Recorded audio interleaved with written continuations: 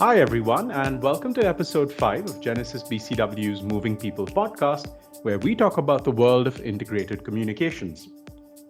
Right now, diplomats and experts from every UN member country are gathered in Glasgow at the most important environmental conference in at least a decade.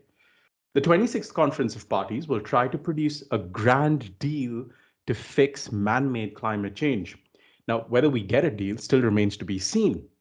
But that brings us to today's guest, Vasu Primlani. Vasu's been a champion of the environment since she was a toddler, and today she teaches at business schools and advises companies on how they can be more sustainable and profitable. Her work and results have earned her awards from the President of India to the former Governor of California, Arnold Schwarzenegger. Vasu also happens to be an Ironman triathlete, a somatic therapist, and a really funny stand up comic. She's also a speaker with the Outstanding Speakers Bureau at Genesis BCW. Vasu Primlani, welcome to the Moving People podcast. Thanks for having me, Pierre. So, before we get into today's chat, Vasu, there's a lot of stuff that you do from teaching to corporate advisory work. You train for Ironmans. Like, are we leaving out stuff like secret Illuminati member or Avengers superhero or something? Yeah, I wish, Amazon or something. But I am a somatic therapist and a police trainer as well. So there are a few things I do. Yeah. How did you can you draw a thread through all of those and how you managed to get into all of those things at the same time? The interesting thing is these seem to be different vocations, but if you look closely, they all have to do with one thing, which is about healing myself, the people around me, or the planet. So Mhm. basically, these are healing professions. So, yeah, finding time to do it, each one of these I've done for, I think, 10 years. So, As you said, all of them have to do with healing, and you mentioned the planet. The story you tell is when you were about 5 years old. That's when you sort of realized that you cared about the environment. So tell us about how that started and how that's led to what you do today. starting out, I used to love animals. And then one day, one favorite teacher said she loves trees. And because she said that, I started loving trees. And then as I grew further, I realized that we have a saying in India that you don't make a hole in the plate that you eat out of. It Yeah. doesn't make economic sense to destroy your own resource base. And I knew when I was 5 that I was going to be an environmentalist. And then I went to the US and realized that dream, became a professional environmentalist. And today I'm a sustainability professional and consultant across various companies and teach sustainability in college as well. So Nice. So, one of the reasons we have you on for today is this big conversation that started in Glasgow just a few hours ago. What do we know about climate change today that we did not know 5 years ago, or let's say 6 years ago when the Paris Treaty was signed? We just had this new sixth assessment report from the IPCC. What does it tell us that's surprising or that should shock us into action? what's interesting is this is kind of like, I call it the Thomas report, kind of the doubting Thomas, who had, if you remember in biblical references, doubting Thomas was the one who said that I will believe that When I Jesus see has it. arisen when I feel the wounds on his hands. And today we have global wounds that are apparent. Now we have droughts, we have severe climatic events, we have flooding, we have temperature fluctuations that we've never seen. So we've actually seen the actualization of what scientists have been saying for decades now. So when you said that this is the most important environmental conference or sustainability conference, it's not in terms of subject matter. It's not in terms of water conservation is less important than climate change, but that things are at a head now. We're at the 11th hour now, and it's pretty much last chance humanity kind of deal. The interesting thing is, in terms of some research, there has been more research done on the impact of agriculture thematically than traditionally. When we looked at climate change, the first thing we looked at was energy, Yeah. in manufacturing, energy, and transportation. But now we're with the leading charge provided by the state of California. They have recognized the impact of agriculture, compostables, greens, organic matter in climate change as well, and have converted into legislation as well. So there are new themes based on actual research conducted that is coalescing and providing a comprehensive overview of what exactly causes or exacerbates climate change, and therefore providing us with actual tools to convert into tangible and immediate action. And one of the interesting things is I remember when I started reporting on climate change, this would have been mid 2000s. It was always your kids or your grandkids are going to face the effects of this.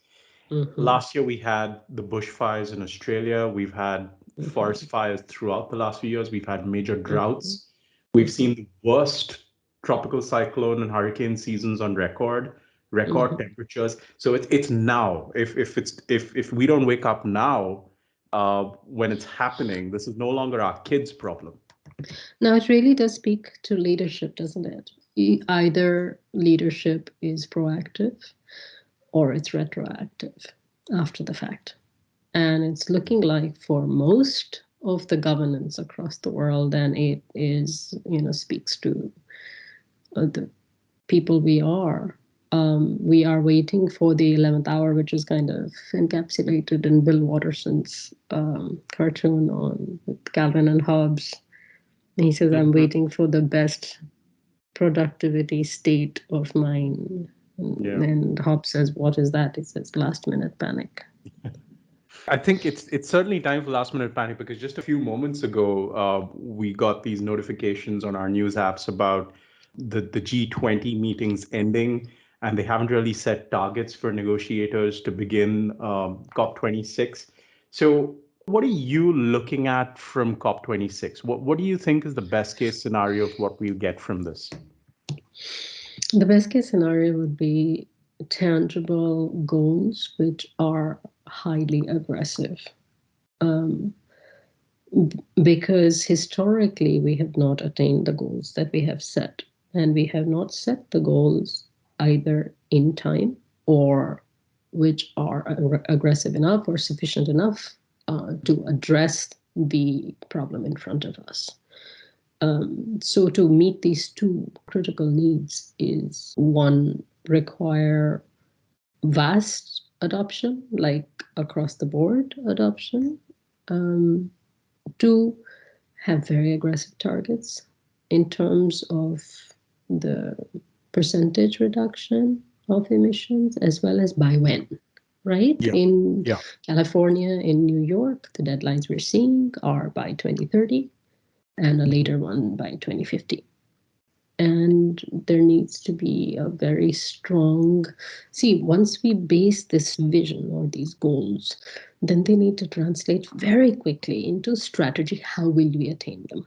What are the tools available to us in the different sectors, which is then implementable in different regions across the world in different manners, keeping in mind the economic mechanisms, and then that needs to be deployed into, say, funding mechanisms or partnerships, and then have to be deployed further through private companies, in addition to governments and nonprofits, community groups. And then all of that needs to roll right back in terms of KPIs or key performance indicators, all the way up to what have we achieved and measured. So now that we're waiting for last minute panic, it has to be really hard hitting and really strong and very clear, because then it needs to be taken back to their respective countries and deployed through their national legislations all the way down to the grassroots. You mentioned the role of private companies, and that actually gives us a good segue to what I wanted to talk about next. And you're going to have to put on another one of the many hats you wear, which is as a business advisor on sustainability.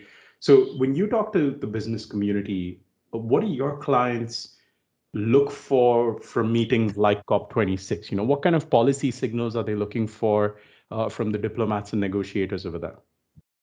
So one is companies live in a legislative environment, and if there is legislative direction, companies can claim compliance meeting or exceeding these targets, in being a good citizen.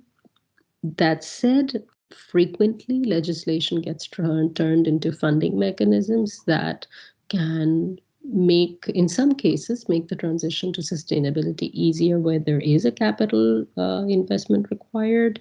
But in most cases, there actually is not a capital investment required, because much of what we're trying to implement doesn't cost anything or very little. Mhm. It just takes creativity, and companies across the world have been examples of Yeah. that, and it increases their competitive advantage on purely economic terms. In fact, if you're talking about, say, for instance, the installation of wind turbines onshore in the US, they have been mostly motivated from financial reasons rather than environmental ones, because it's just a good business case, right? But to have this legislative support provides an ecosystem within which companies can thrive and comply with. So it is definitely much needed for companies, as well as the guidance of Yeah. how to attain it, and the legislative slash funding mechanisms that they can install that can accelerate the process. Because essentially shareholders want to see, if their company is making investments, they want to make sure that those investments are safe in the long term. And that they are blessed, if you will, by the government, or Yeah. required, because a lot of companies currently, again, retroactively work because they're mandated to do so in terms of Mm. sustainability rather than proactively. There are certain companies that are working proactively, Yeah. and they will be ahead of the curve, and they do have a stronger brand image than any competitor producing the same product or service. And that's actually another great point that I wanted to pick up on that you made, Vasu, which is companies that have been ahead of the curve, companies that have shown intent to act sustainably. Can you talk about a few of these? And particularly from the point of view of being ahead of the curve, what was probably very important is communicating that to their customers and consumers and shareholders and board members. Can you give us examples of companies that have done that communication well and how that's translated into business for them? I mean, there are certain companies that have actually designed their entire business around sustainable products. Okay, and then there are companies that have incorporated sustainability into the mainstream. So, for instance, Google has a strong commitment to sustainability. However, if you're talking about products and products that provide competitive advantage, there are studies done by the NYU, New York University Stern School of Business, in the ROSI findings, which is return on social investment, that they find in study after study that companies that, in fact, their quote is so beautiful. They said, companies that do good do better, meaning the companies that do good socially or environmentally do better financially. So these companies, say, for instance, we look at order qualifiers and order winners. And order qualifiers are, if you walk into, say, a marketplace, into a supermarket, and you're looking to buy shampoo, you look at products that qualify with the characteristics of a shampoo. And then Mhm. order winner is what puts you apart, sets you apart from your competitors. So an example there would be, say, Avalon Organics or Seventh Generation or Method, these companies that have incorporated sustainability and safer chemicals into their products, get them certified, as well as, say, certified organic, in which case the customers who choose these, first, you can charge a greater price for it, so you get greater profit. Second, your customer base is more dedicated. And even through COVID times, studies were conducted that the companies that had a higher ESG score, which is environmental Mhm. social governance, the two things that happened with these companies. One, their customer base did not fluctuate, They stay as loyal. did the economic environment, larger economic environment around them. And the second thing that happens with companies that score higher on ESG is that their cost of capital is lower. So when they have to acquire funds, their banking institutions or lending institutions are assured that this company is a more responsible company, and therefore their trust is enhanced and the risk is lowered. This is actually quantifiably lowered.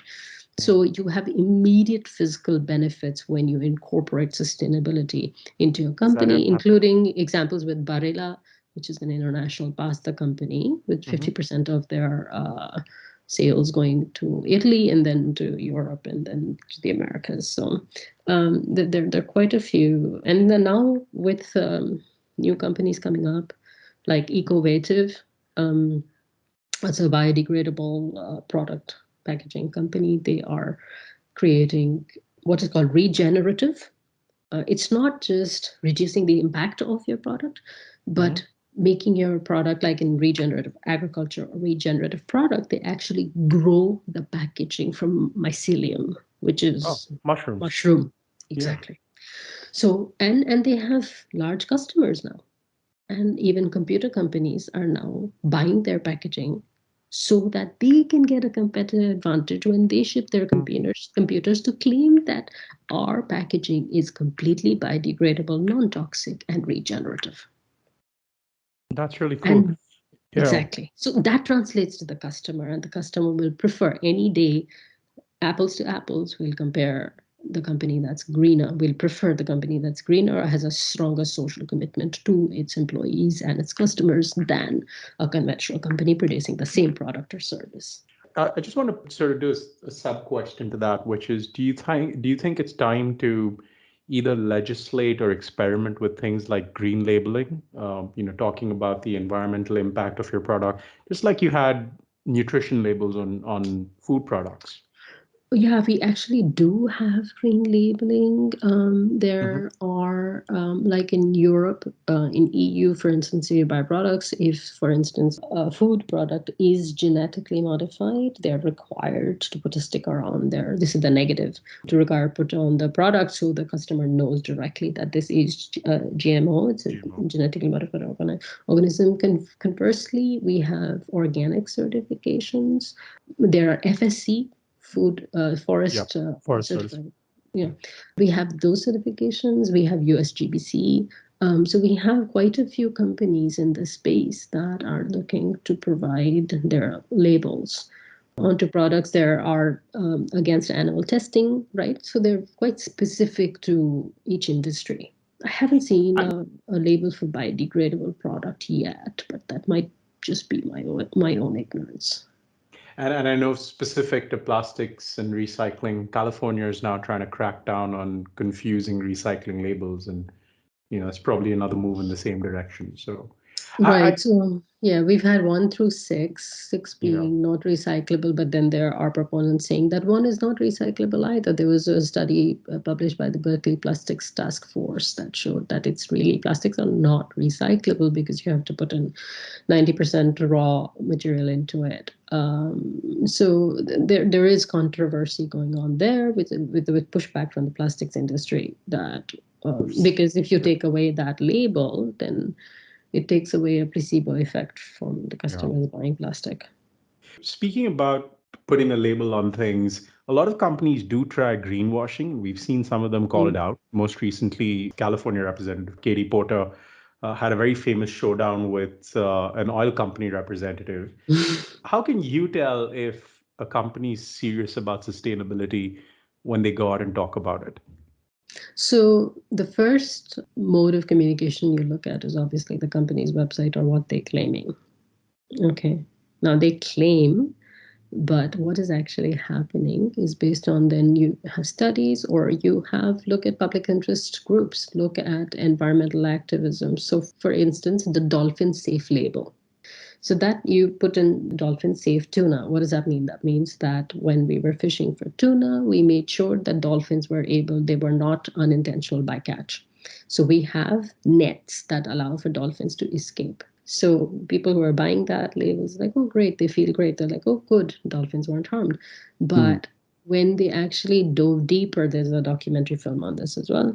They dove deeper and they found that dolphins were in fact dying from this in the nets, and that the certification company that was providing this labeling actually did not go out on the trawlers, did not inspect anything ever.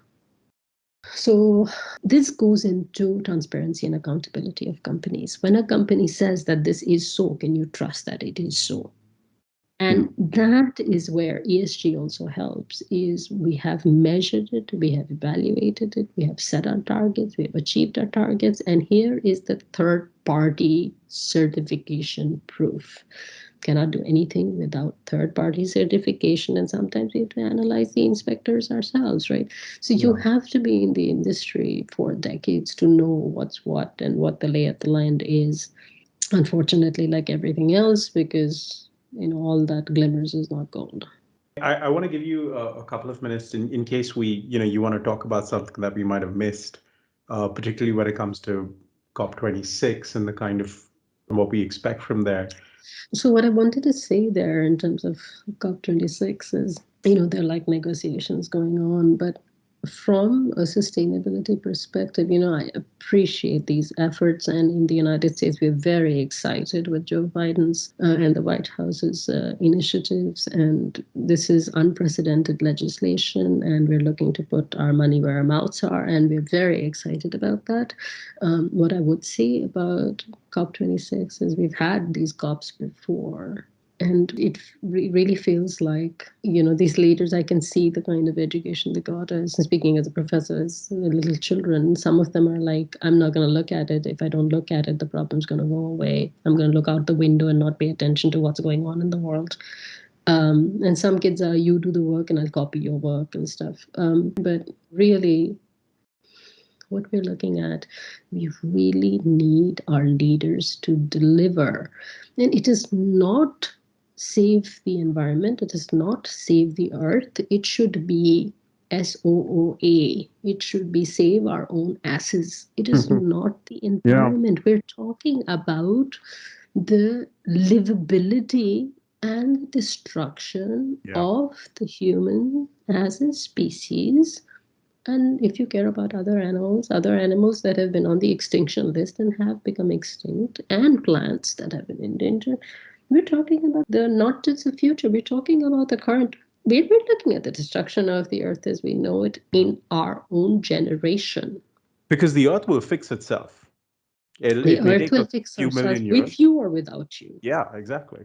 We really need to understand what climate change is saying. And interestingly, COVID was a really big reset button for the people who were listening. For the longest time, the argument from industry was it is not possible to stop. We cannot stop or slow down. This is our economy, it's a raging bull. And then COVID said, well, here's a few grams worth of germs. Because it really did amount to like 4 grams of COVID germs, 8 grams. Practice. And 7.5 million people stopped. Right? So they say could not be done. Of course it can be done. It's just a lack of imagination. That's what Einstein had said, right? He had said it is not a failure of, I think, science, it's a failure of imagination. Get the people who get the problem, who understand the problem. These need to be our leaders. We need to have our leaders who understand the problem, who have the vision and the imagination to set these goals so that we can take them and translate them into actionable programs immediately. We need people who are highly motivated. Say, if you want your company to do twice the turnover that you did the last year, you need to have somebody be in charge of that process who's highly motivated to do so and highly competent to do so. Same way, the way we manage our companies, we should manage our countries with people who are highly competent and highly motivated to do so. Okay, we're going to end our podcast with something a little lighter, Vasu. So we've got a bunch of questions lined up in our rapid fire round. Are you good to go? Sure. Great. Okay. So we talked about the lockdown. What's actually been the best part about it for you? The blue skies. Have you caught up on any great stand-up acts over the past years, binging on Netflix? Your favorite ones? Oh, this woman is very popular. I actually didn't see her thing. Who's this woman who blasted all the white comedians for being a boys' club? She was very popular, and people used to say that I'm my comedies like hers. What's her name? She came in really shiny. I'm just blanking on her name right now, but anyway. We'll put a pin in that one and come back to it. What's the best tip you've heard from you talked about energy and motivation. The best tip you've heard from a kid about fighting climate change? You're allowed to quote Greta Thunberg, but if not, maybe someone else. Well, I can't give you a quote, but I will give a shout out to the valiant Disha Jain, who did stand in solidarity with Greta Thunberg. And I feel her, and I hope she's well. I hope she's doing well. So I just want to give a shout out to her. She's back on Twitter. She's taking the fight to the powers that be. So yeah, she's a good child. Just I'm very proud of her. 3 tips for organizations in case COP26 is a disaster. If it is, it should not have a bearing on you, on your goals, whatever your if you don't have a sustainability goal, get a sustainability goal. If you have a sustainability goal, double it. Make it even more aggressive. Because it's still profitable to do that. It is immediately profitable to do that. In fact, look at this. If you look at the case study of Barilla, one of their goals is to double their company while reducing their costs. And not through cutting corners, but through making them more resource competitive, like increase their efficiency. So they want to reduce their footprint by doubling. So they're challenging themselves to be more efficient, to be regenerative, right? All the good things. So give yourself a challenge that you're worthy of. If you could wave a magic wand and solve one environmental problem, what would that be? Is stupidity an environmental problem? It certainly contributes to them. Right. It's like, Vandana Shiva had said that if there's one thing, it's all this because of greed. Yeah. Not because of what's good for you and me. I mean, I would have a mother be in charge of entire countries because they'll use the precautionary principle. Like they will not let a child go out on the street even though they can't see a truck coming down the road, just in case there's a vehicle that comes down. Even when there is no immediate and present danger, they will work in a precautionary fashion. First, make sure you're doing no harm. Correct. All right, Vasu, you made it through the rapid fire. I really want to thank you because I know it's very, very early where you are right now out in LA. Thank you for the great work that you do. Thank you for making the world a little bit better than when you found it, and for sharing your thoughts with us today. For people who want to follow you online or get in touch, where can they catch you? On social media, on Facebook. I'm not on Twitter as much these days, but on Facebook and LinkedIn are the 2 ones I use the most. All right, folks, you should be looking out for Vasu Primlani on Facebook and LinkedIn. Vasu, thanks again for joining us. Corporate sustainability advisor, stand-up comic, triathlete, therapist, teacher. We really hope our guests enjoyed this episode of the Moving People podcast. We'll see you on the next one. And remember, plant a seed every now and then because it's the only thing we should be littering the planet with. Have a good day. Great. Thank you. Thank you.